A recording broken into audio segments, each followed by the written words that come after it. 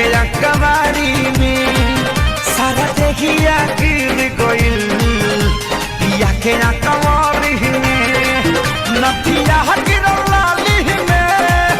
बहली बसवारी में नदिया गिरल लाली में बहली बसवारी में सारा देखिया गिर गइल पिया के कबाड़ी में सारा देखिया गिर गइल